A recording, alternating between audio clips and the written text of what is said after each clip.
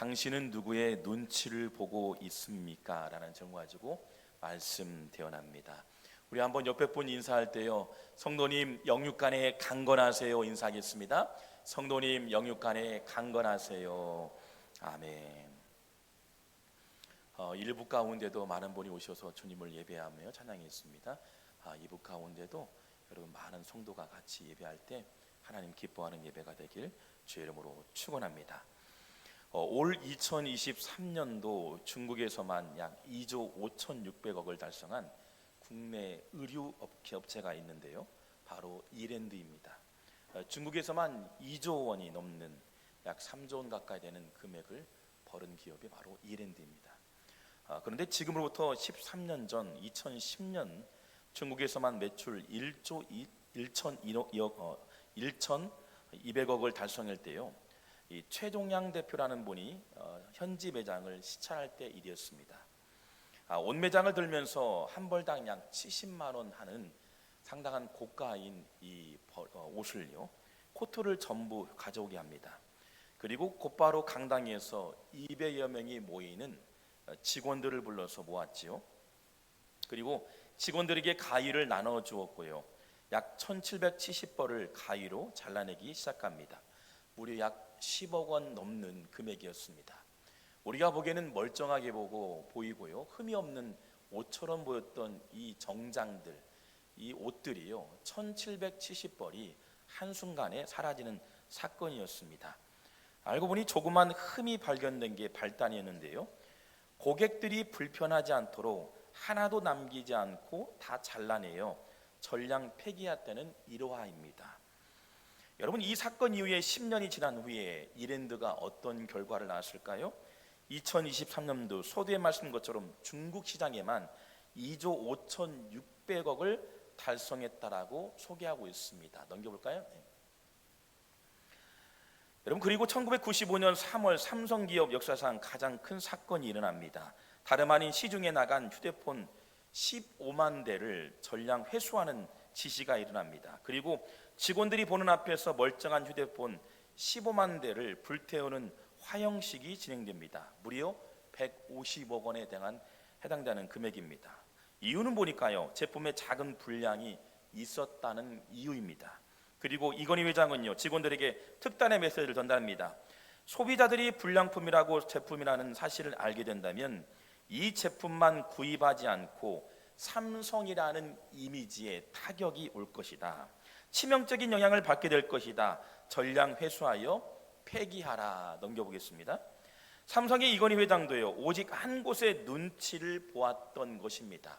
실제 이 사건이에요, 이 회자가 되는데 계속이요, 바로 고객들, 이 커스터머스의 고객들이라는 사실이었죠. 이외 혁신적인 품질 경영을 지속하게 되었는데요, 이번 사건 계기로 새로운 삼성, 그래서 한국만의 리그가 아닌 전 세계 글로벌한 리그로서 삼성의 자리매김을 했던 사건이기도 합니다. 그렇습니다. 우리가 보기에는 멀쩡하게 보이고 흠이 작게 보이지만 과감한 결단이 새로운 돌파구를 찾게 되는 결단이 되었지요. 여러분, 회사들의 모습들은 바로 고객들의 눈치를 보았던 겁니다. 여러분, 낙하산 만드는 한 기업의 CEO 역시 종종 비행기에서 과감하게 몸을 던지며 뛰어내립니다. 생명을 담보로 하는 낙하산에 혹여나 문제가 발생한다면 얼마나 비극이겠는가. 그래서 CEO들은요, 과감하게 아무 문제 없는 낙하산을 펼칩니다. 우리가 만드는 낙하산 제품에는 아무런 문제가 없습니다라고 확인을 하는 것처럼, 보여 증명하는 것처럼 낙하산에 떨어져서 그리고 펼쳤던 사건들을 보게 됩니다. 고객들에게 신뢰를 주기 위해서라는 것이죠. 그렇습니다. 우리 인생에 살아가는 사람들은요, 누구나 눈치를 본다는 사실입니다. 다른 어떤 것보다도 강하게 의식하는 것이 있는데, 바로 삼성도 이랜드도 역시 마찬가지로 고객들의 눈치를 보았다는 사실입니다. 기업이 가장 의식하는 것, 바로 고객들이죠. 그렇다면 우리 성도들은 누구의 눈치를 볼까요? 오늘 성경에 경외라는 단어가 소개되고 있습니다. 느헤미야 5장 15절 말씀 보니 이렇게 나와 있죠. 나보다 먼저 있었던 총독들은 백성에게서 양식과 포도주와 또 은 40세겔을 그들에게서 빼앗았고 또한 그들의 종자들도 백성들을 압제했으나 나는 하나님을 경외함으로 이같이 행하지 아니하고. 경외라는 단어가 등장됩니다. 이 경외는 이르아트 야레라는 히브리어 단어입니다. 이 단어는 두 가지가 의미가 있는데요. 첫 번째 큰 의미는 하나님을 두려워하다. 이 전지전능하신 하나님의 그 존 앞에 두려워하는 단어가 있고요. 또 하나는 경외심, 거룩함의 존경의 대상이 된다. 그러니요, 오늘 본문에도 그렇고요, 성경마다 경외라는 의미는 너무나 경이롭고 또한 존귀한 분이시기에 그분 앞에 서면 우리는 두려운 존재가 된다는 거지요. 그래서 여러분, 늘 우리 성도는 하나님의 눈치를 바라보아야 한다는 겁니다. 그래서 이같이 행하지 아니했다. 여러분, 느헤미야 선지자가요 여러분, 좋은 위치에 있었고 강력한 힘의 권한을 남용할 수 있잖아요. 그런데 그렇지 않았다는 거죠. 강력한 힘을 의지하게 되고 또한 인식하게 되면 마음 가운데 두려움이 있다 보니 하나님을 경외할 수밖에 없었고, 그 하나님을 경외했던 삶의 신앙의 고백이 주변에게도 흘러간다는 사실입니다. 이것이 경외라는 거예요. 즉 경외는요, 가장 강력한 하나님의 강력한 힘을 의식하는 행위. 그래서 성도는 고람되고, 하나님 앞에서 하나님을 경외하는 성도는 하나님을 두려워하는 마음에 서 있어야 한다는 거지요. 눈치를 살펴보는 행위가 바로 경외라는 단어와 동일하다는 겁니다. 여러분, 사무엘서를 보면 구체적으로 소개됩니다. 사사시대가 이제 마무리가 되고요, 왕정시대가 시작됩니다. 첫 번째 왕이었던 사울이 죽게 됩니다. 제2의 왕을 소유하는 중대한 시점에 있는데요, 이세의 아들을 왕으로 세우라고 하나님께서 말씀하십니다. 그리고 이세의 아들이 8명이었어요. 근데 이 딱 한 사람만 제2의 왕이 세워지는데 하나님께서요 사무엘 선지자를 통해서 면접을 보게 합니다. 면접이 시작됩니다. 첫 번째, 외모 모두 출중한 엘리압이 첫째가 면접을 보게 돼요. 외모로서 출중하기도 하고 당시 장자였으니 엘리압이 된다는 것은 규정사실이었습니다. 그런데 면접에 탈락됩니다. 두 번째, 이 아비나답입니다. 셋째, 삼마 역시 마찬가지고 일곱째 역시 마찬가지로 면접을 잘 봤다 생각했는데 여러분, 면접에 합격되지 않고 불합격의 통지를 받게 됩니다. 외모가 아니었죠. 그렇습니다. 여러분, 이스라엘 민족은 장자의 전통을 세우는 나라인데 외모로 보나 순번으로 보나 엘리압이 선출되는 게 당연한 규정 사실이었어요. 그러나 면접에서 가장 중요한 부분인 외모가 아니다고 성경은 기록되고 있죠. 하나님께서 계속해서 중심을 보라는 겁니다. 어떤 중심이에요? 즉 인간의 중심을 보고 선택하라. 외모보다 중요한 게 중심이라는 거죠.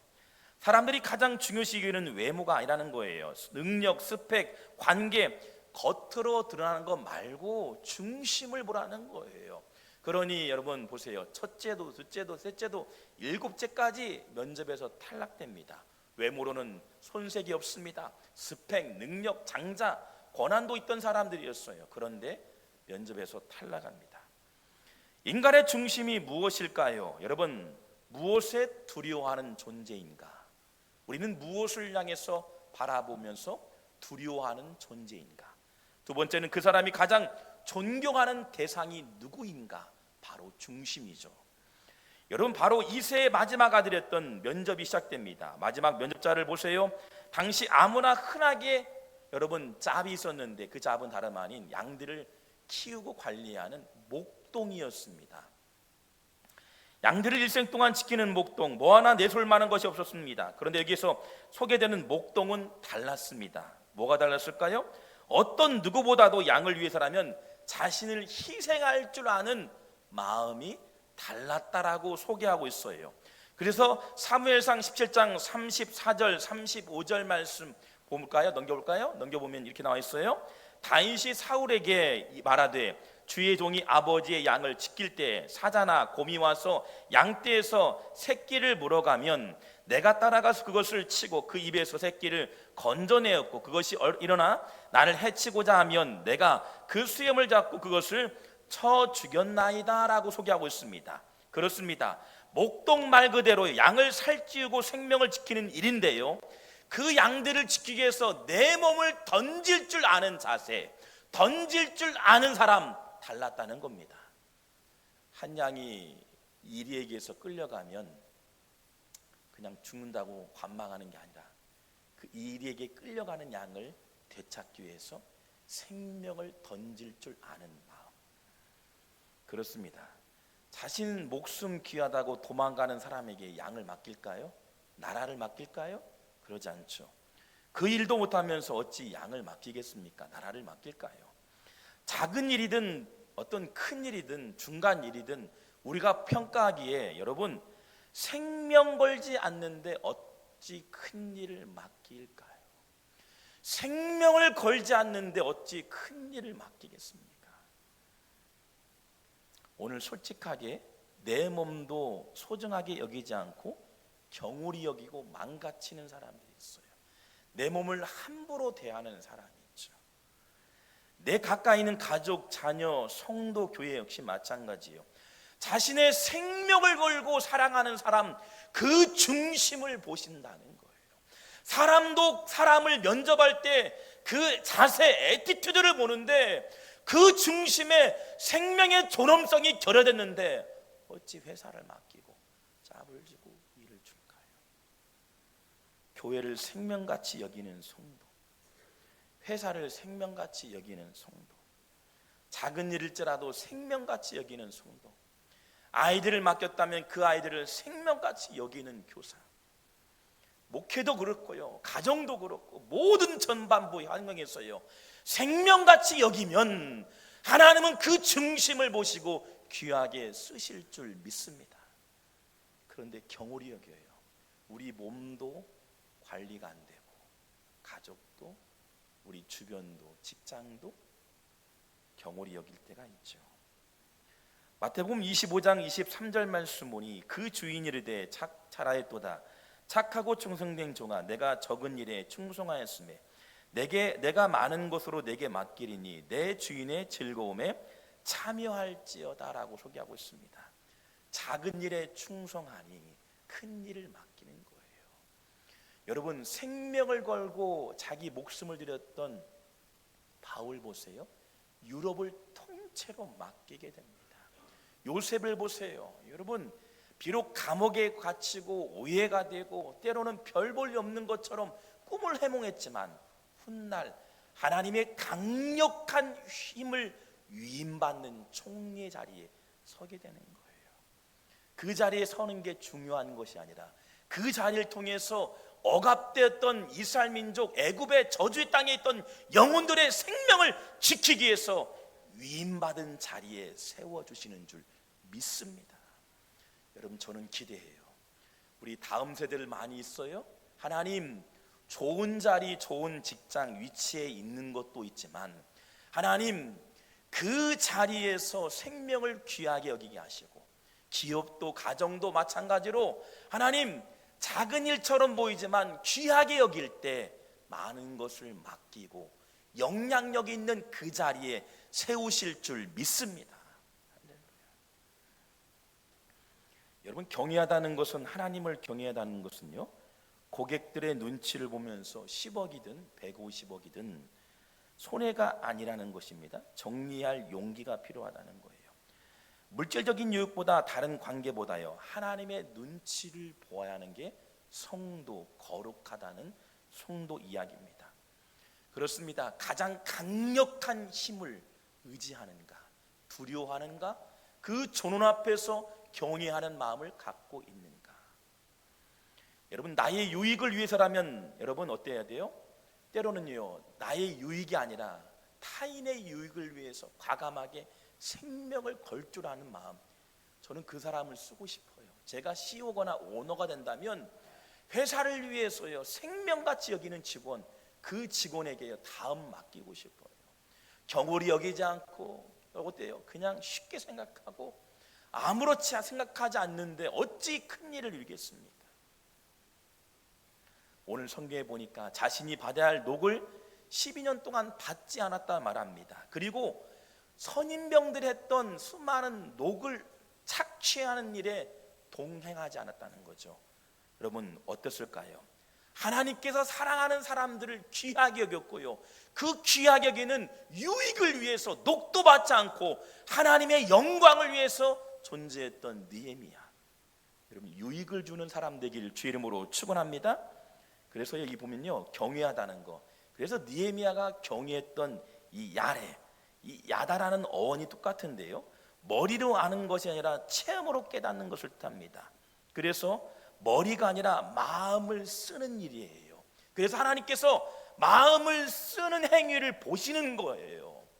사람도 목회자도 이렇게 보고 있는데 마음 씀씀이가 자기 자신의 유익만을 위해서 구하는 자가 아니라 하나님을 어떻게 하면 기쁘게 할까 위해서 중심을 다하는 그 마음을 사람도 기억하는데 하나님 기억하시는 줄 믿습니다.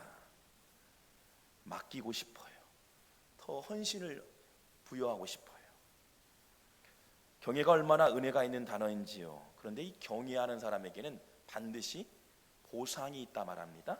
어떤 복이 있는지요, 성경에 보니까 어마어마한 복들이에요. 여러분 아브라함 보세요. 이삭을 바칩니다. 이삭을 바쳤던 곳이 모리아 땅이었습니다. 모리아 땅에 자식 이 독자를 바치라고 말합니다. 여러분 이 땅에서요, 이 땅이 훗날에 다윗 때 성전을 건축을 준비하게 되고 다윗 이후에 솔로몬 시대 성전이 완공되어집니다. 그 땅이 모리아 땅이에요.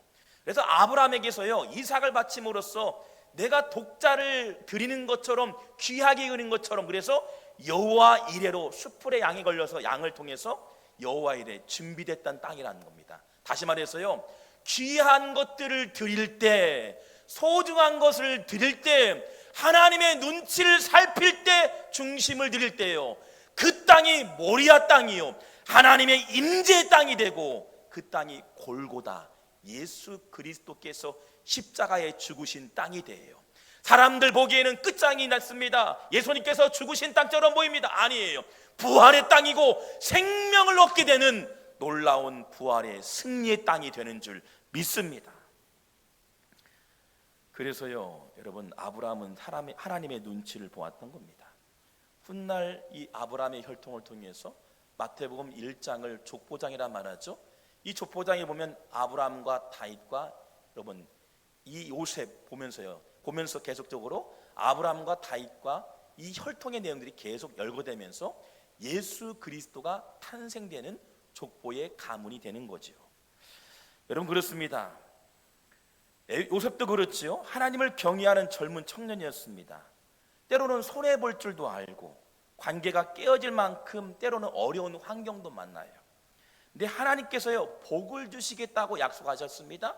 그러니요, 훗날에 참고 인내했더니 하나님의 강력한 힘의 권한이 총리의 자리에 힘의 권한을 갖게 되는 거예요. 그렇구나. 하나님을 온전히 경외하면 하나님께서 훗날 보상뿐만 아니라 힘의 권한의 위임의 자리에도 서게 되는 줄 믿습니다. 그리고 이스라엘 민족을 구원의 길로 인도하도 그들 영혼들을 붙드는 믿음의 조상이 되어지죠. 그렇습니다. 깨졌던 관계도 회복이 일어나고 죽음의 현장이 서야 할 자리가 백성들에게 유익을 주는 그 자리로 바뀌어지게 되죠. 하나님을 경외하는 자에게 또한 권한도 부여받게 된다는 복을 누리게 된다는 사실입니다. 당시에 페르시아 제국의 공무원이었던 느헤미야는요, 마음만 먹으면요 막대한 부를 축적할 수 있는 자리였습니다. 느헤미야 자신이 총독이었음에 불구하고 12년 동안 총독으로서 받아야 할 봉급을 받지 아니했다. 총독으로서 뇌물을 받지 않고요, 여러분 어찌 보면 총독에서요 많은 뇌물도 받을 수 있고 물건을 1억이라 샀는데 1억 5천 불러서 5천은 내가 주머니에 넣을 수도 있어요. 당연하다고 여겼던 당시의 관행대로요 권리를 남용하지 않았습니다. 당연하다고 여겼던 권리를 누리지 않았다는 거예요. 백성들이 지금 지쳐서 때로는 성벽을 건축하는 현장에서 수고하고 애씀을 보고 있는데 관망하지 않고 오히려 녹을 받지 않고 유익을 주기 위해서 그들을 위로했고요, 끊임없이 백성들의 짐을 나누어 줬다는 겁니다. 하나님을 경외하는 마음 없이는 이루어질 수 없는 사건이었어요. 하나님을 의식하며 살았다는 거예요. 그리고 백성들을 의식하며 살아갔다는 겁니다. 경외 즉 강력한 힘, 하나님의 강력한 힘을 의지하며 의식하며 살아갔던 느헤미야, 훗날 느헤미야를 통해서 성벽이 온전히 건축된 줄 믿습니다. 여러분, 진짜 가장 강력한 힘에는요, 능력이 일어나요. 하나님을 경외하는 사람, 배우지 않아도 괜찮아요. 주머니에 넉넉함이 없어도 괜찮아요. 주어진 삶의 현장에서 하나님을 두려워하듯 살아가는 존재에게 반드시 들어 쓰시는 귀한 은혜도 주실 줄 믿습니다.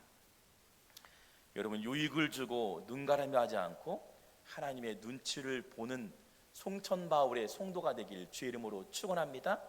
하나님의 눈치를 많이 보는 성도가 많은 교회가 힘 있는 교회예요. 그것이 능력 있는 교회예요. 지금 교회마다 몸살을 앓고 있어요. 한국 교회가 대형 교회, 중형 교회, 작은 교회도 마찬가지. 기도가 사라지고 인본주의가 많아지고요, 그리고 인간의 목소리가 높아지고 있습니다. 하나님을 경외하는 마음이 온데간데 없습니다. 제가 개인적으로 21살에 군대를 가게 되었습니다. 1년 전에 갔어야 하는데 1년 후에, 그러니까 공부를 좀 더 함으로써 군대를 가게 됐어요. 그래서 1990년대, 그러니까 군대 생활이 또 여러 가지 어려운 일도 있었지만 또 부모님을 좀 도와야겠다는 마음도 있었고 또 공부를 좀 더 했으면 좋겠다는 마음으로 1년을 좀 군대를 늦게 갔습니다.